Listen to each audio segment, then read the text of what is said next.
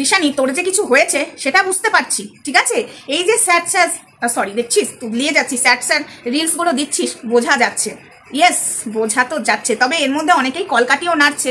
এই যে একটা মহিলা খুব চুলকাচ্ছে সবার কমেন্ট বক্সে, যেটা কিনা সম্ভব নয় সেটা নিয়ে তোকে আর তার নাম জুড়িয়ে বলে বেড়াচ্ছে। তো তার কাছে আমি প্রমাণ চেয়েছি, তো সে আমাকে নিজে থেকে যোগাযোগ করেছিল ইনস্টাগ্রামে এবং বলেছিল প্রমাণ দেবো। তো তাকে যখন আমি প্রমাণ চেয়ে যাচ্ছি, কি গো প্রমাণ দেবে বলছো, সে এখন আমাকে বলছে তুমি আমাকে হ্যারাসমেন্ট করছো, প্রমাণ দাও দাও করে, তোমার বিরুদ্ধে কেস করবো। বাবা, নিজে আমার সাথে যোগাযোগ করলো, অষ্টমীর দিন কিছু একটা তার কাছে প্রমাণ আছে, এখন আর সে প্রমাণ দিতে পারছে না। তার সত্যি কথা বলছি, তুই যখন আমার সাথে যোগাযোগ করেছিস, প্রমাণ যদি না দিয়েছিস তোর বাড়িতে যে আমি চুল ছিঁড়বো। কেননা মিথ্যা জিনিস প্রশ্রয় আমি দিই না, যেটা ঠিক সেটা আমি বলতে পছন্দ করি, আর যেটা ঘটে সেটাই বলাটা উচিত আমার মনে হয়। মিথ্যা কারোর সাথে কারোর অশান্তি লাগিয়ে দেওয়া, বুঝেছিস, তোর নামটা আমি নিতেই পারি। তবে আজকে আমি বলে গেলাম, কালকে যদি বেশি বাড়াবাড়ি করেছিস তোর নামটাও আমি নেব, তোর আইডির নামটাও এখানে আমি জানিয়ে দেবো, মেনশন করে দেবো, যাতে তোকে জুতো পেটা করে। তুই হলো একটা লাগান ভাজানি, ও একটা মহিলা, স্বামীর সাথে সংসার কর ভালো করে, লাগান ভাজান করতে আসবি না। তুই যদি প্রমাণ দিতে পারতিস তাহলে আমি তোকে বিশ্বাস করতাম এবং সেই বিষয়টা নিয়ে দিশানিকে আচ্ছা করে সত্যি তুলোধনায় করতাম, কিন্তু সেখানে তুই প্রমাণ দিতে পারিসনি, সেখানে এই কথাগুলো আসে না।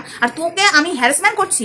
হ্যাঁ, তুই নিজে আমাকে বলেছিস প্রমাণ দেবো, তাই তোকে তো আমি জ্বালাবো। তুই আমাকে প্রমাণ যতক্ষণ না দিবি, নাহলে বলবি যে আমি মিথ্যা রটিয়েছি, ঠিক আছে।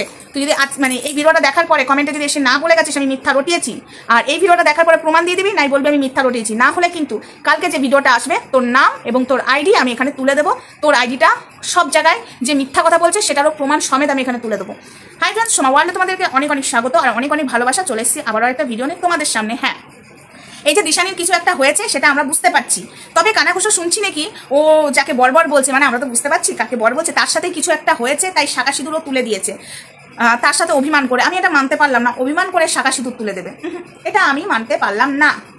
এর মনে হয় কিছু একটা গুরুতর ব্যাপার এর মধ্যে রয়েছে, বিশাল বড় সড়ো ব্যাপার।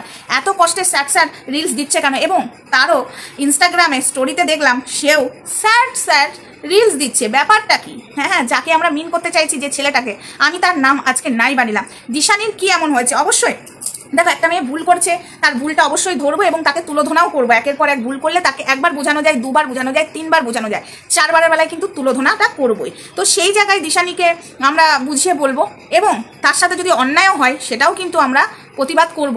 কেউ এসে বলবে দিশানি মরণ হয় না কেন, সেটাকে কিন্তু সাপোর্ট করব না, না, এটাকে সাপোর্ট করা উচিত না। সে একটা কারোর সন্তান, তার অধিকার আছে বাঁচার। একটা খারাপ মানুষেরও যেমন বাঁচার অধিকার আছে, একটা ভালো মানুষেরও বাঁচার অধিকার আছে। তাহলে তার মরণ কামনা তোমরা কেউ করবে না, আর আমি সেটাকে সাপোর্ট করব না, সেটার বিরুদ্ধে অবশ্যই প্রতিবাদ করব।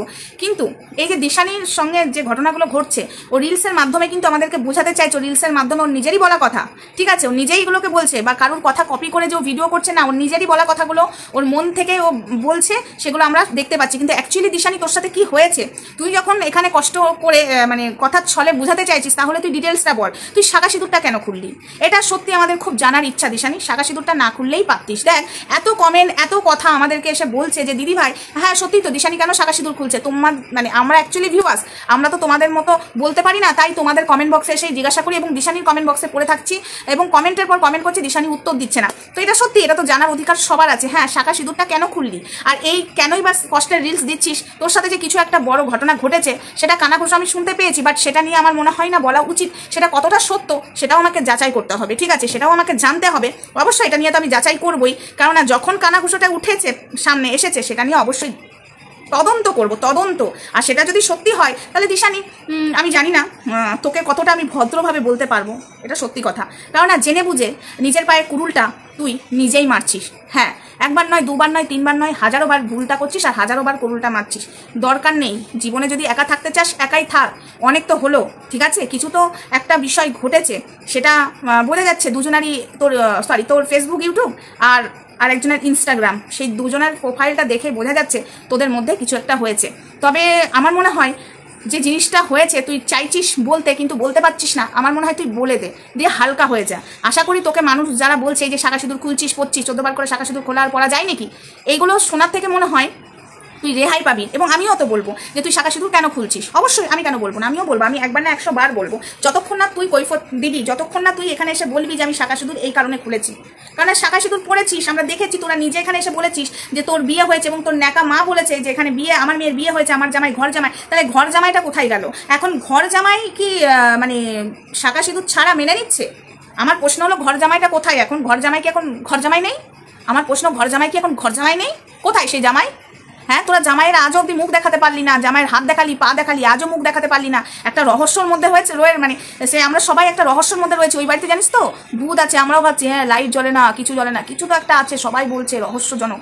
সেই ব্যাপারটা হচ্ছে তোর মানে তোদের সবার মধ্যে, আমরা রহস্যের মধ্যেই ঢুকে আছি, মানে একটা রহস্যজনক ব্যাপার, সেটা আমরা জানতে চাই। ঘর জামাই কোথায়?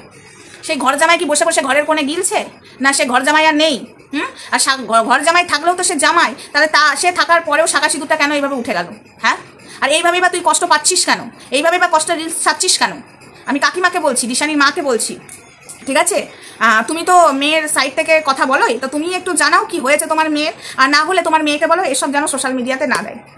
দিলে মানুষ বলবে, এই যে তোমার মেয়ের নামে একটা বানিয়ে কথা বলেছিল আমার কাছে, আমি যাচাই করেছিলাম কতটা সত্য। তো তাকে যখন আমি বারবার বলছি প্রমাণ দাও, আমি তো একদম নাছর বাদা, যেটা নিয়ে আমি পড়বো সেটা নিয়ে আমি অবশ্যই পড়ে যাবো। তাতে সেটা যদি ভালো হয় আর খারাপ হয়, ভালোটাকে ভালো বলেই যাবো, আর খারাপটাকে আমি খারাপ বলেই যাবো। ওটাকে আমাকে কেউ বলাতে পারবে না ভালো খারাপটাকে, আর ভালোটাকে কেউ আমাকে খারাপ বলাতে পারবে না। তো আমি সেরকমই নাছর বাদার মতো পড়ে গেছিলাম, প্রমাণ দাও। সে আমাকে বলছে আইনের বিরুদ্ধে আইনত স্টেপ নেবো। তুমি আমাকে হ্যারাসমেন্ট করছো। হ্যারাসমেন্ট তুমি যখন আমাকে ইনস্টাগ্রামে জানিয়েছো যে আমি প্রমাণ দেবো দিশানির ওই পুজোর সময়, তো যাই হোক আমি বিষয়টা ঘাটতে চাইছি না, দরকার নেই, কন্ট্রোভার্সি আরো বেড়ে যাবে। তো সেইটার বিষয় যখন প্রমাণ চাইছি, সে প্রমাণ দিতে পারছে না। সে ভেবেছিল ওর মুখের কথায় আমি দিশানিকে তুলোধনা করতে বসবো। না, আমি ভিডিও টু ভিডিও করবো। দিশানি যখন শাঁখা সিঁদুর খুলেছে ওকে কৈফিয়ত দিতে হবে, আর ঘর জামাই কোথায় গেল সেটা ওকে এখানেই এসে বলতে হবে। আর জামাই থাকতে কেন শাঁখা সিঁদুরটা উঠে গেল, আর স্যাড রিলস কেন করছে? দিশানির সাথে যে সত্যি কিছু একটা হয়েছে, সত্যি দিশানি তোর রিলস গুলো দেখে আমারও কষ্ট হচ্ছে না বলবো না, আমিও তো একটা মেয়ে। তবে এই যে শাঁখা সিঁদুরটা খুলেছি সেটাতেও আবার রাগ হচ্ছে।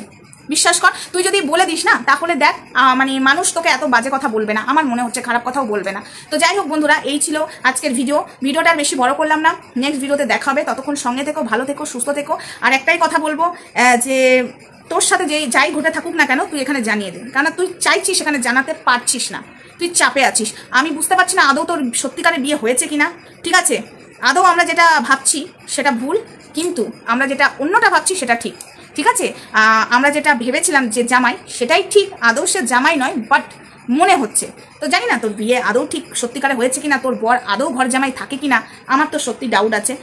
যে বর ঘর জামাই থাকবে সেখানে থেকে একটা বাড়ির মেয়েকে কষ্ট দিতে পারে না, টর্চার করতে পারে না, তার বিরুদ্ধে কিন্তু স্টেপ নেওয়া হয়। তাহলে তুই যে ভিডিওগুলো করছিস, তুই বোঝাতে চাইছিস তোর সাথে এই ঘটনাগুলো ঘটিয়েছে, যাকে তুই বিয়ে করেছিস ঘর জামাই বলেছিস, এটাই বোঝানো যাচ্ছে।